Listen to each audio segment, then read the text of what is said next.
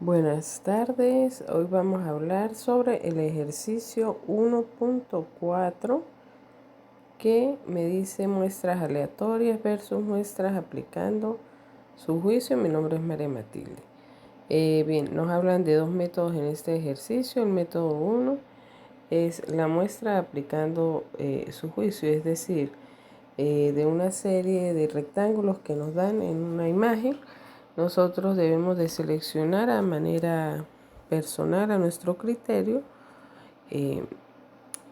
cinco figuras y arriesgarnos a decir qué cantidad o cuál es el área que consideramos.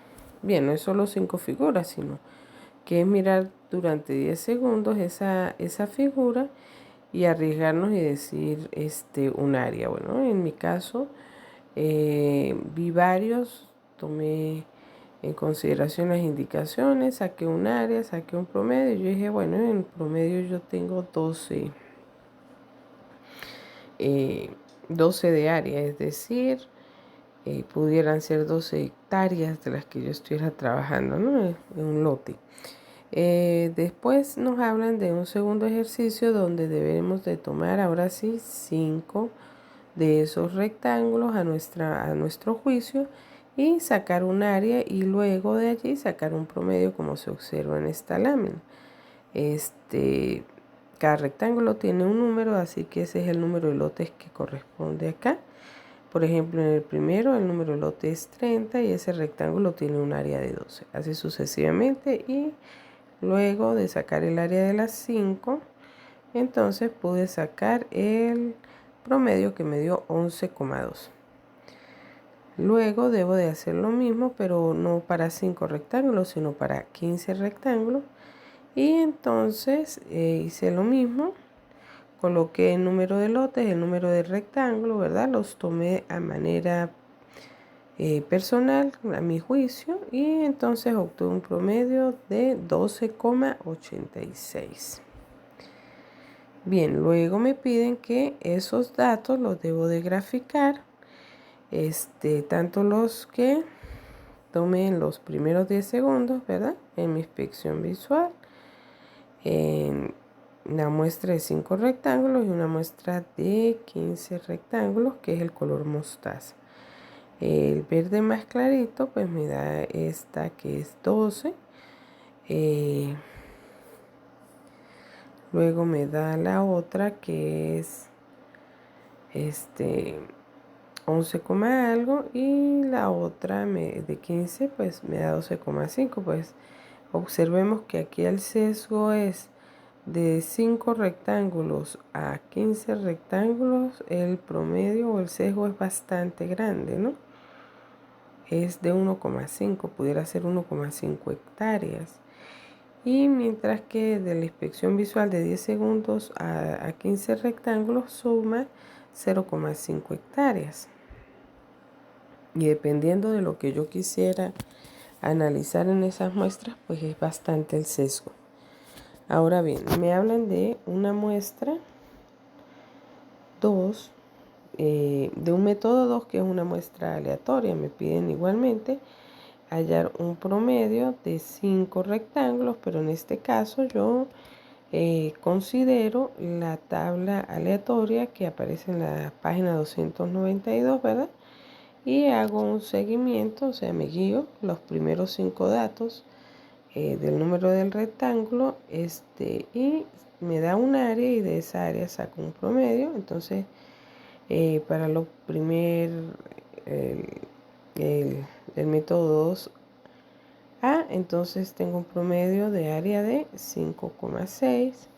Luego me piden que haga lo mismo, ¿verdad? Utilizando esta tabla aleatoria, pero para 15 rectángulos, igual número de lotes, coloco el número del rectángulo y le hallo el área, para lo cual me da un promedio de 6,66 para los 15 rectángulos.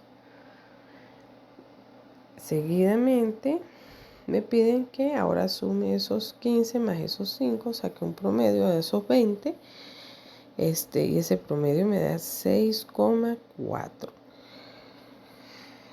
Ese 6,4, entonces me piden que haga un gráfico, ¿verdad? Con su tendencia y para los 5, 15 y 20 rectángulos. Acá observamos, ¿verdad? Para 5 rectángulos tengo 5,6. Para 15 rectángulos 6,6 y para 20 rectángulos tengo un promedio de 6,4. Luego me piden, bueno, también en esta gráfica lo que podemos observar es que no hay un sesgo tan marcado, tan grande como utilizando un método a juicio personal, sino que cuando yo utilizo una tabla aleatoria, pues yo me doy cuenta que hay menor sesgo, porque aquí de 15 a 20 rectángulos lo que yo obtuve de sesgo fue 0,2 hectáreas. Es muy bajo, y también me doy cuenta que a mayor número de muestras, pues se va manteniendo ese promedio, ¿no?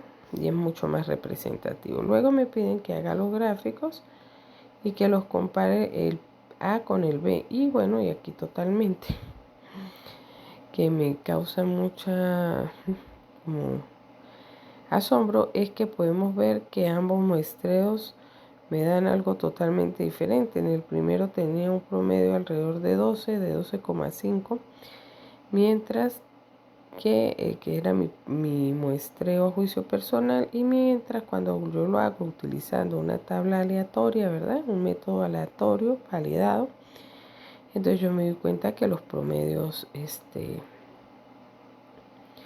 totalmente cambian. Y pues de 12 cambian a 6,4, ¿no? Son 6 hectáreas. Claro, lo que me di cuenta al responder estas preguntas que me dicen, responde a las siguientes preguntas: muestreo aleatorio versus aplicando mi juicio, ¿cuál produce menor sesgo? Bueno, el que produce menor sesgo es una muestra aleatoria y no una muestra a juicio personal.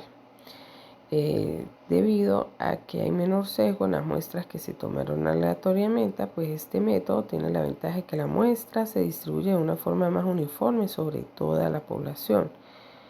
Una de las mejores técnicas de muestreo probabilístico que ayuda a ahorrar tiempo y recursos en el método aleatorio.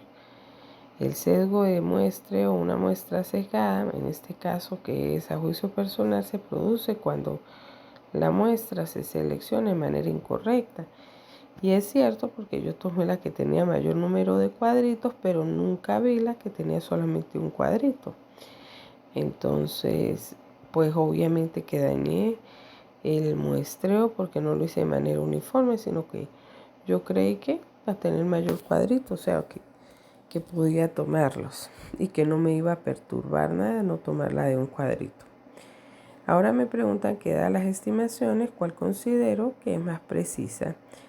Qué cantidad de muestras puedo tomar, y puedo decir que a mayor número de muestras voy a obtener una muestra más representativa de toda la población. Por lo tanto, considero que N20 es la más precisa.